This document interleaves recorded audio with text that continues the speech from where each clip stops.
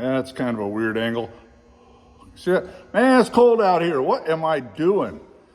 I ain't all there. I'm out in the shop. I just finished, it's about 41 degrees, but it's going to get colder and colder. So I, excuse me, I just finished power washing the truck off. It needed to get some of that. I've been up in Detroit.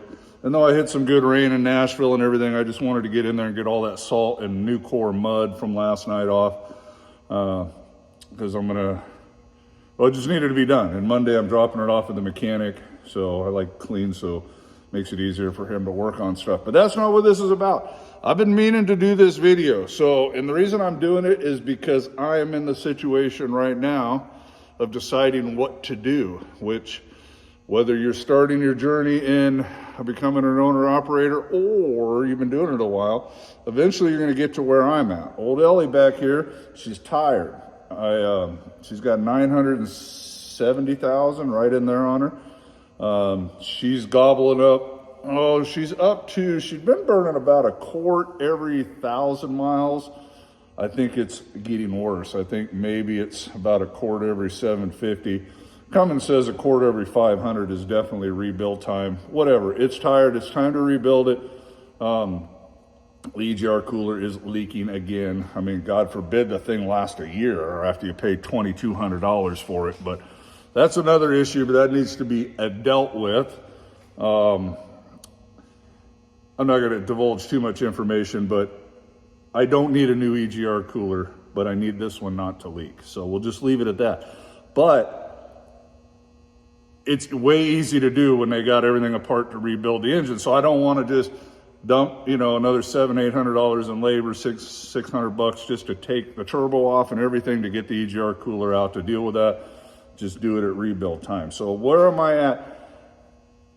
I'm looking at I'm gonna have to put about 25 to 28,000 in this to do the motor the way I want it done. I mean, you can rebuild a motor less, yes, but I don't do things half-ass or, excuse the language, I just don't do the bare minimum. So if I do it, it'll be an OEM platinum kit or whatever they call it with a new head. The camshaft, probably good, but if it has any markings, we'll replace the cam. Pretty much everything. I'm not gonna do new injectors because the injectors are fine, but it'll have a new fuel pump, everything, new, all that. New radiator, everything is what he quoted me on, and oil pump, everything, just rebuild it all. So putting somewhere between 27 and 30,000 in this, or getting another truck. So let's talk about trucks. And this is just my opinion, and it's based on way too many years in this business, and the market the way it is, the interest rates the way it is, truck sales the way it is.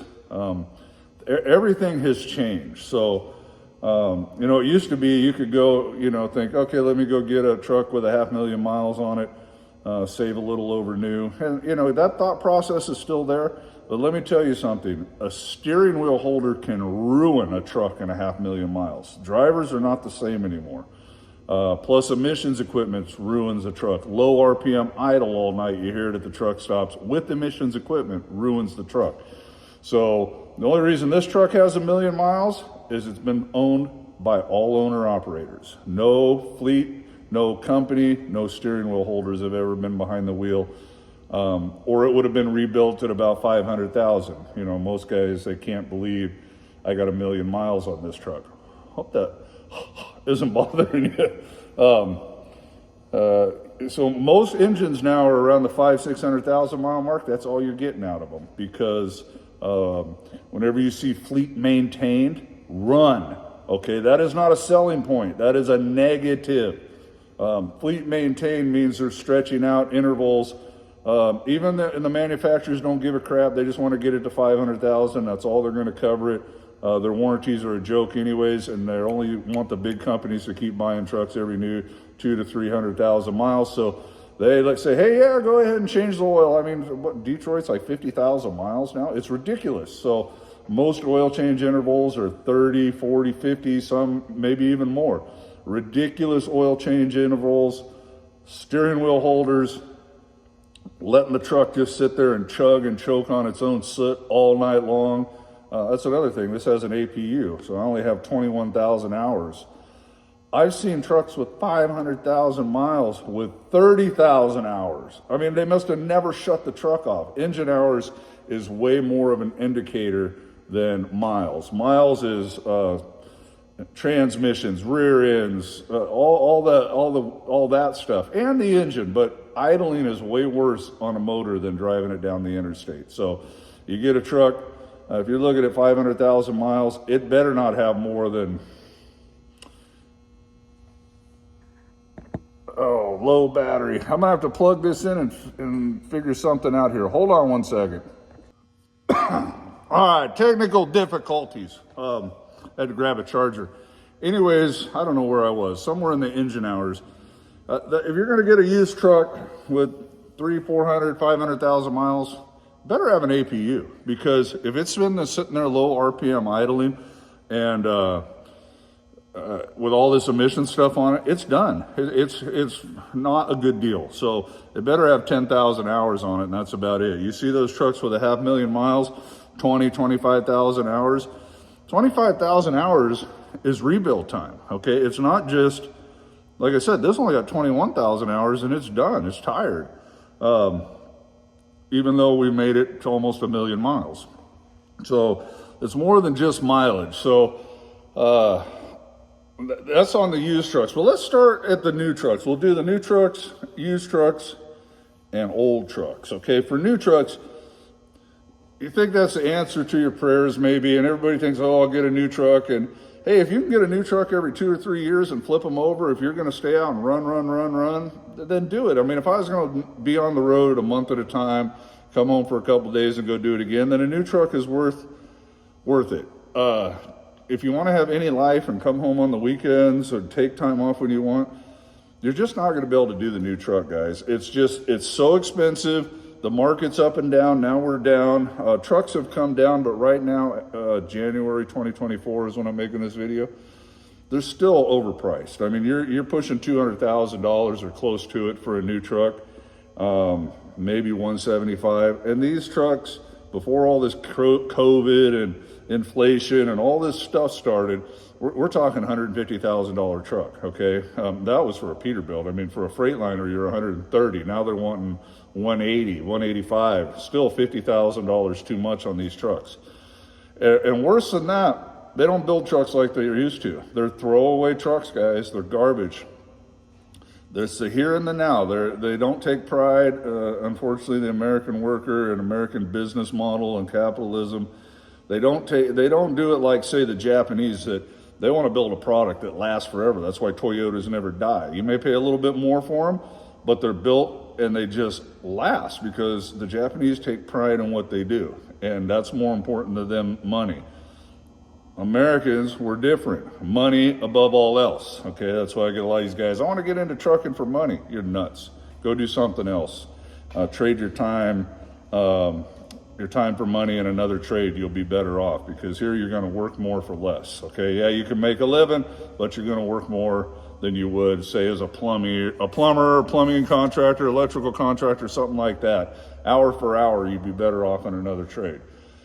So the trucks, they turn out now, they're throwaway trucks, man. They're just, 500,000 miles, junk them. Give them to some poor sap who wants to try to be an owner-operator, and it needs all new emission stuff. It needs a new engine. So they just build them to get to 500,000 miles. All the wiring's cheap, everything. The drive lines are all smaller, cheap. Yeah, they rate them as high, 40,000 pound axle, but the 40,000 pound axle in this truck next to a brand new truck, two different worlds, okay? So they may say 40,000, but yeah, 40,000 for 500,000, not 1,000,000, okay? Wiring's thinner gauged, everything. They're all plastic, they're junk, they fall apart. And a mega carrier don't care, they're just flipping them over. You got a new truck with a warranty, and you think that's the answer to everything, go to a dealership. They're backed up for 2 or 3 weeks, they can't get the parts. It's getting better now, but how would you like to have a new truck that needs a new DPF or one box or something like that? And sorry, we can't get it for 2 weeks, and you just sit there.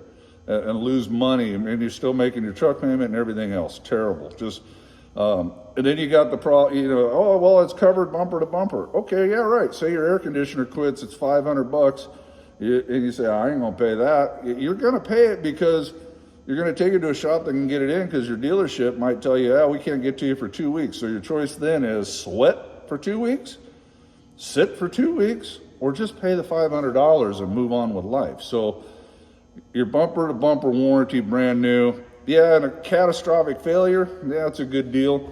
You'll get a new engine out of it. That is not what happens, okay? Engines don't usually fail within the first 500,000. There's some exceptions. PACCAR has had a bad run of them, yes, but they usually do not fail like that. What goes out is emission stuff, just, air conditioners, things like that, just transmissions, little, well, that's kind of a big thing, but it's the little stuff that you're going to find yourself going, I'm just going to take it down to my mechanic Ryan down here and have him do it, because he can get me in and out. The dealership can't get me in for 2 weeks, and I can't sit like that. So the new warranty is not all it's cracked up to be, nor is the aftermarket warranty. Let's just cover warranties. You know what? Let's just take a break here. I got some clips we'll drop in and out, to, whatever, entertain you. And then we'll come back. So let's do the warranty. Let's look at it. I'll throw something in here and then we'll be right back. I need to get a drink of tea. You think you want to come over and be a flatbedder? Luckily, most of the snow's blown off. It's cold. Got to fold up full set of tarps this morning. 20-degree weather. Gonna be like cardboard. And I'm gonna get wet doing it. So it's a little filler clip. You door swinging crew that think you want to be flatbedders. So wait till you see what you're getting yourself into. There's a reason it pays more days like this. Time to get to work. See you, bye. Okay, hope you enjoyed whatever that was. I think I have some clips of it being cold and you're sure you want to be a flatbedder. Anyway, so warranties. The manufacturers and all these companies that sell aftermarket warranties, they're smart. They're in business to make money, not lose money. So you go get a used truck, this aftermarket warranty is a joke. All it'll really cover is a motor. They don't even want to mess with the emission stuff. So if you pay $5-6 grand for a warranty, they're only going to cover like 7,000-8,000 tops for an emissions show. That won't fix nothing. Every emissions thing, one box and all this, and they'll want you to go to a dealership. They're not going to let you go to a cheaper mechanic. They got you over a barrel. So you're going to have to go to the dealership and get robbed, where they charge you 15 grand for a one box or whatever. So it doesn't help you with the stuff that breaks down, and it doesn't even help you with the motor, because I was reading one, you pay $6 grand, it says we'll cover up to $20,000, but you have to have it done at a dealership. This was a Freightliner warranty. What's a dealership want for a motor? Not the $25,000 I'm going to have done here. They're going to rob you so bad. Check into it. $35,000, $40,000, and then you're reading the warranty. It's only going to cover up to $20,000. It is an absolute joke. They're only in it to get your money. The warranties are garbage. So you got used trucks that are done. New trucks, they don't build them like they used to. It is just a tough world of trucking. I'm not trying to be negative. You guys know me. I'm upbeat, positive. I think trucking's great. I'm like the only guy out there saying it. I'm still happy with the rates and everything. But the vultures out there, the ones that are making all this money, the manufacturers, they don't care about you. They don't take any pride in what they do anymore. So you're going to find yourself in a tough spot. What do? Buy an old truck and fix it up? Buy a brand new truck, buy a new used truck, or a used truck with 500,000 miles? I don't have the answers for you. But what I'm going to do is I'm going to stop this. I know it's only been 2 minutes. And then I'm going to wrap up what I think is your best option to get into the trucking business with. And then tell you what I think I'm going to do. I really haven't decided yet. So whatever I got here, I'll drop it in, and then I'll be back in a minute. See you, bye. Well, we are in Mississippi. The clouds kind of came in, but it is 60 degrees, and that feels like a sunny beach in Cancun compared to this week. I was actually just standing out in the sun, soaking it in. Oh, I don't know. I think the crane man actually fell asleep waiting for Maverick to get his stuff off. Oh well, experience comes in time, but they are slow. So hopefully you can grab this coil off, and I am going to head to Blytheville to grab another coil to take home for the weekend. A weekend plus a day.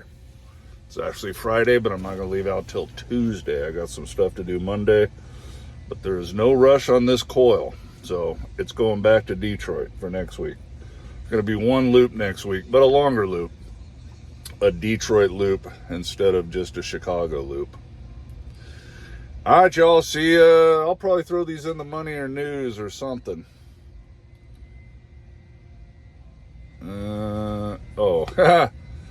Taylor, you lost your mind. He just sent me a message saying they're moving my coil to Kinder Morgan.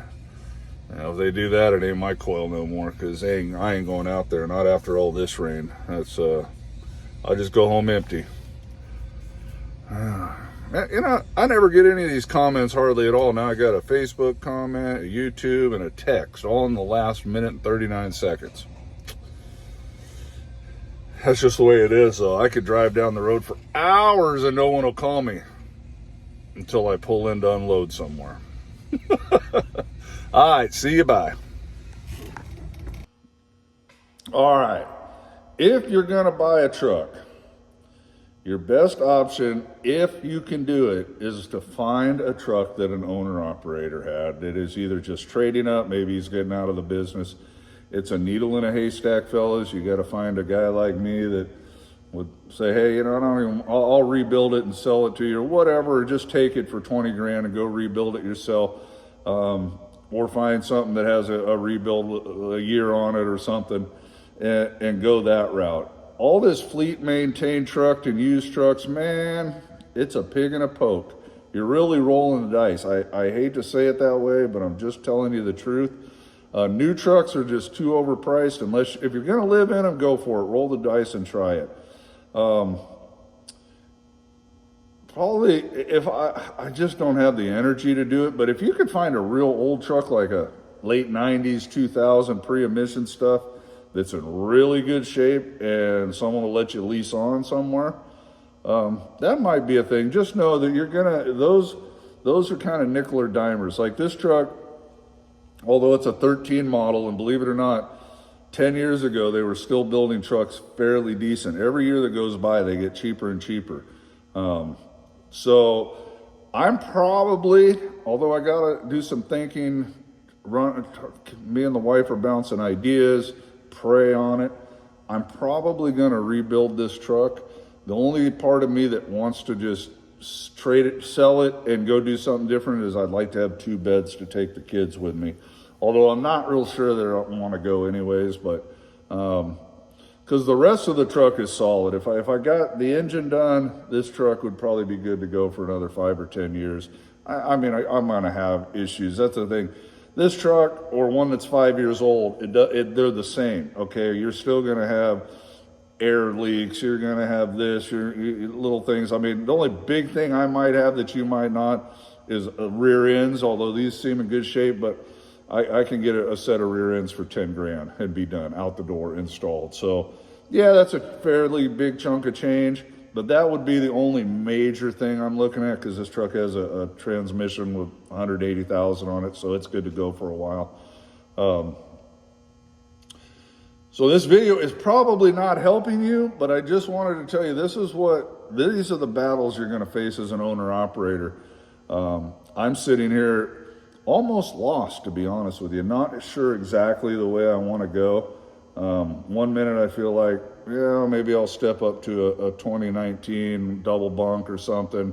Then I'm like, nah, they don't cover them. They don't stand behind them. The aftermarket warranty's junk. Interest rates are through the roof. I mean, I could probably, an $80,000 truck, I don't think I wouldn't cash it out, so I'd have to finance maybe 30,000 of it. I'd pay the rest up front. But interest rates are 10, to 18%, depending on where your credit is. I've never technically financed a truck, so they would ding me up pretty good on that as a first-time buyer. Even though I've had trucks, I've always just bought them outright. So they're really after, know that the first-time buyer guys, they don't trust you. We had way too many flip-flops jump in, and they got repos up the yin-yang, and the banks are like, whoa, we ain't doing this again. You know, they rode the cash cow for a while too, but now they got to protect their assets. So first-time buyers, they've spiked the rates. They're through the roof. It ain't like it was even 5 years ago. So too many flip-flops that didn't know what they're doing, walking away, running, and they're having to get the repo man after them. So when you go to finance a used truck right now, or any truck as a first-time buyer, you're up against a pretty good battle. So my answer is I got no answers. I just thought I'd throw out my random thoughts of what I think and what I see, and this probably helped somebody, maybe didn't help nobody. Just know that, I guess to sum it all up, there's pros and cons about everything. A new truck is not necessarily the answer, and certainly not for a lot of people like myself. Used trucks ain't what they used to be. Warranties are a joke, and interest rates are through the roof. So getting in trucking in this aspect is, you know, it ain't easy right now. You're really having to take a risk and roll the dice. It's still worth it, but do your due diligence, man. Don't just walk on a lot and buy a truck. Try to find something local. Find a good mechanic. No matter where you go, make sure you go and have that truck independently checked out. Do not take the dealership's word that, oh, we've checked it and we're going to stand behind it. No, they're not. Okay, they're not. They're lying. As soon as something goes wrong, well, we don't cover that, but you said you would. Well, I don't remember that. Trust me, that's a lie. They're not going to cover nothing. So make sure you take it to someone you know, or look at a truck and find a mechanic, you know, maybe 40 miles away from there or something not too close so they don't know the dealership if you can, and have that truck taken to a mechanic, have them plug into it. The computer tells most of the story now. Have them, you know, look for, once they plug in, they can tell you what's been done, when it's been done. They can tell you how much restrictions on the filters, on that emission stuff. They can check for codes, recent codes, all kinds of things. Pay them $500 or $1,000, whatever it is. It's probably not going to be $1,000, but you know, it might be $500. Pay them 3 or 4 hours to scan everything, crawl all over that truck, look under, check, you know, the kingpins, check it all out. It is going to be worth your $500. You can write that off anyway. So, I don't know. You got any questions? Ask, but I got no good answers. I just wanted to throw out all the scenarios and kind of what you're up against today in 2024 of looking for a truck or rebuilding your truck or whatever. Most likely, this is the devil I know, I guess. So I'm probably going to rebuild her and keep on moving because I can do that cash and I don't have to worry about borrowing no money or nothing. And to be honest, I honestly don't know how many years I got left in this. I can't imagine it. I don't know. I may be doing it for 10 more years, but when I sit here and think about it, I don't even see myself doing this for another more than 4 years. So I probably should just rebuild this, run it for 4 years, and hang up the keys. So we'll cross that bridge when we get to it. All right, guys, God bless you. We'll do the money and news tomorrow. See you. Bye.